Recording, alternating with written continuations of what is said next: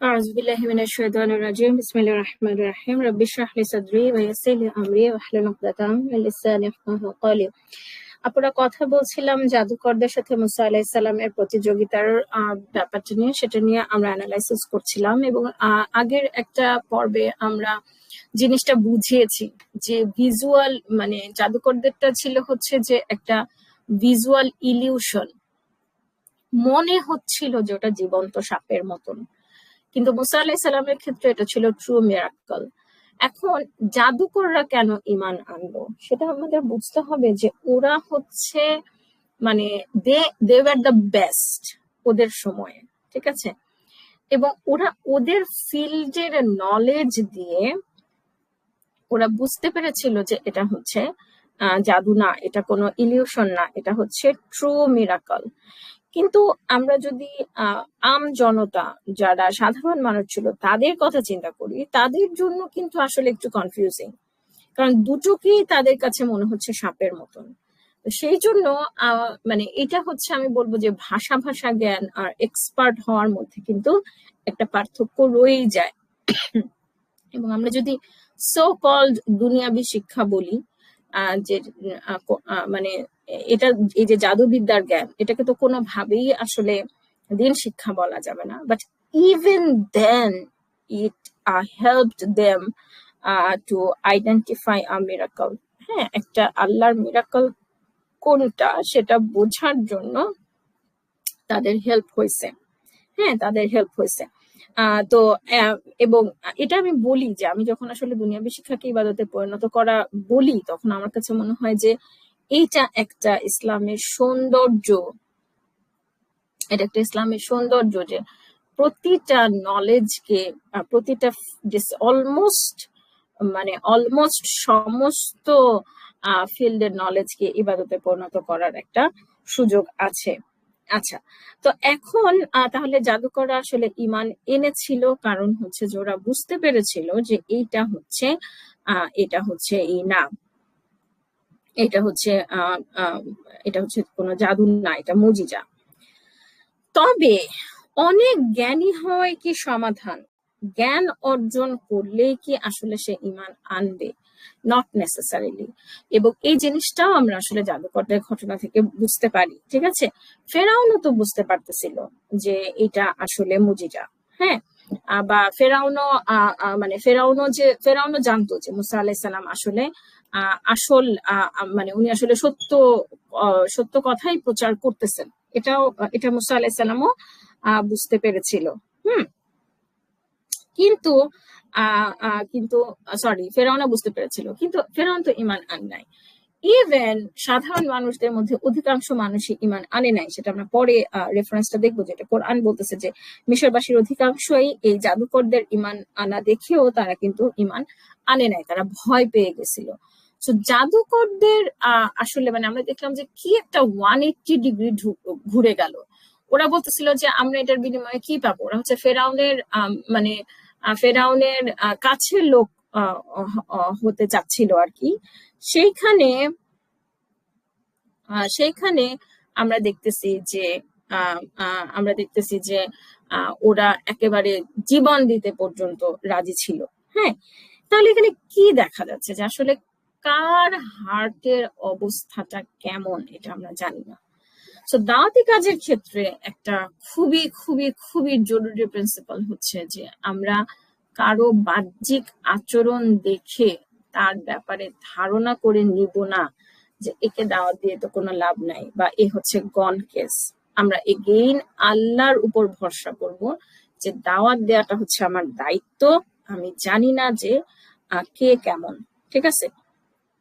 এবং এখানে আরেকটা ব্যাপার হচ্ছে যে ফেরাউন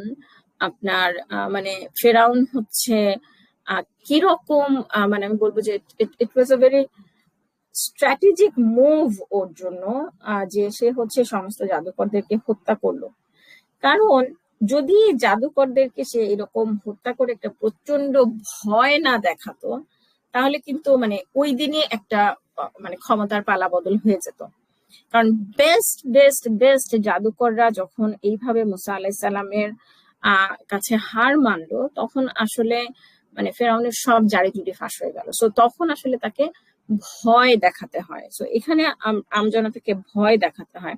সো যে মানে সো প্রথমে কিন্তু ফেরাউন একটা ইন্টেলেকচুয়াল বুদ্ধিবৃত্তিক একটা মানে ইনিশিয়েটিভ নিল। হ্যাঁ, বুদ্ধিবৃত্তিক ইনিশিয়েটিভ মানে হচ্ছে যে হ্যাঁ আচ্ছা ঠিক আছে, দেখা যাক যে দুই দলের মাঝে কে ভালো জাদু দেখায় বা কে হচ্ছে বেশি দক্ষ। এরপর যখন সে দেখলো যে ঘটনাটা পুরাপুরি ওর বিপক্ষে যাচ্ছে, তখন ওর হচ্ছে বল প্রয়োগ ছাড়া উপায় ছিল না, তখন ওকে নিজের ক্ষমতা দেখাতে হলো। এবং অনেক সময় এটাই কিন্তু আমরা দেখি যে দুর্নীতিবাজ শাসকদের এটাই তাদের অস্ত্র থাকে, যে তারা বিদ্রোহ দমন করতে মানুষকে ভয় দেখায়। যেটা অনেকটা এখন আমরা আমাদের দেশে দেখি। আমাদের দেশে দেখবেন যে এরশাদের কথা বলা হয় যে সে স্বৈর শাসক ছিল, তার সময় এক নূর হোসেন অথবা একজন ডাক্তার মিলন, একজন মানুষ মারা গেছিল আর স্বৈর শাসকের পতন হয়ে গেছিল। আর এখন হচ্ছে যে মানে কত কিছু হয়ে যাচ্ছে, কিন্তু তারপরও মানে মানুষের মধ্যে ভয়টা সাকসেসফুলি ইনস্টিল করা হয়েছে, যে মানুষ এখন খুব ভীতু হয়ে গেছে। সেহেতু কারোরই আসলে মানে বিদ্রোহ করার নাই, মানসিক দৃঢ়তাটা নাই। আরেকটা জিনিস হচ্ছে যে আমরা কি আসলে দুর্নীতিবাজ শাসকদেরকে বিশ্বাস করতে পারি কিনা, এই জিনিসটা বোঝাটা আমার কাছে খুব জরুরি মনে হয়। যে এই যে আমরা নিজের পরকাল অনেক সময় বিসর্জন দেই দুর্নীতিবাজ শাসকদের ঘনিষ্ঠজন হওয়ার জন্য, কিন্তু যখন তাদের স্বার্থে টান পড়বে, যারা দুর্নীতিবাজ শাসক তারা কিন্তু সবার প্রথমে আমাকে ব্যবহার করবে অথবা আমাকে হত্যা করবে। এটা আমরা এখানে দেখলাম যে ফেরাউন এই যাদেরকে তুলো করছিল বা এই যারা ওর প্রিয় পাত্র ছিল, যেই দল পরিবর্তন করলো বা যেই ঈমান আনলো, সাথে সাথে তাদেরকে হত্যা করতে দ্বিধা করলো না। ঠিক আছে, হত্যা করতে দ্বিধা করলো না, যে কারণ মানে মানে ওদের কাছে আসলে ওদের নিজের স্বার্থটাই সবকিছু। তো সেই জন্য আসলে মানে মানে করার জন্য, হ্যাঁ, মানে নিজের পরকাল আসলে কখনোই বিসর্জন দেওয়া উচিত না দুর্নীতিবাজ শাসকদের পদলেহন করে বা তাদের ডান হাত হওয়ার চেষ্টা করতে গিয়ে। এবং আমরা যখন মীর জাফরের কাহিনী পড়ি তখন আমরা দেখবো যে মীর জাফরকে কিন্তু মানে ইংরেজরাও বিশ্বাস করে নাই। ইংরেজরাও বিশ্বাস করে নাই, কারণ হচ্ছে যে তারা জানে যে যে হচ্ছে ও নিজের লোকদের সাথে বিশ্বাসঘাতকতা করছে, সে যে আমাদের সাথে বিশ্বাসঘাতকতা করবে না তার কি গ্যারান্টি। তো বিশ্বাসঘাতকদের আসলে কেউই বিশ্বাস করে না। এবং এই যে স্বার্থের বিরুদ্ধে গেলেই তাকে হত্যা করে ফেলা বা গুম করে ফেলা, এই জিনিসটা আমরা আমাদের বর্তমানে বাংলাদেশের কারেন্ট গভর্নমেন্টের ক্ষেত্রে অনেক উদাহরণ দেখি। আমার মনে পড়তেছে হচ্ছে সুরেনজিৎ মানে সিনহা, যে হচ্ছে বাংলাদেশের প্রথম হিন্দু প্রধান বিচারপতি ছিল, তাকে এখন কিভাবে মানে যে সে কিছু সুপ্রিম কোর্টে কিছু সে তো স্কাইপ কেলেঙ্কারির গুরু ছিল, কিন্তু তাকে যখন আপনার সুপ্রিম কোর্টে সে কিছু সংস্কার আনতে চাইলো তখন তাকে সুন্দর মতন মাইনাস করে দেওয়া হলো বা স্যাক করা হলো। এরকম অনেক উদাহরণ আমরা ক্ষমতার রাজনীতির মঞ্চে আমরা দেখবো। এবং আমি মনে করি যে মুসলিম হিসেবে আমাদের এই ব্যাপারগুলো থেকে অনেক শিক্ষা নেয়ার আছে, দরকার আছে। লাস্টলি এটাই আমাদের লাস্ট পয়েন্ট এই টপিকে, মুসা আলাইহিস সালামের সাথে ফেরাউনের জাদুকরদের প্রতিযোগিতা, যে এখান থেকে আমরা কি দোয়া বানাতে পারি। আমি এখানে কয়েকটা উদাহরণ দিয়েছি, আপনারা আরো দোয়া করতে পারি, বানাতে পারি। যেমন একটা তো অফকোর্স যে আমরা হচ্ছে যেন দুর্নীতিবাজ শাসকদেরকে বিশ্বাস না করি, তারপরে আমাদের হার্ট যেন এমন হয় যে আমরা আল্লাহর মিরাকল দেখে ঈমান আনতে পারি, তারপরে নিজের ফিল্ডের জ্ঞান অর্জনকে যেন ইবাদতে পরিণত করতে পারি। আমার জ্ঞান যেন স্রেফ একটা ইন্টেলেকচুয়াল এক্সারসাইজ না হয়, আমার জ্ঞান যেন আমাকে সত্য চিনতে শিখায়।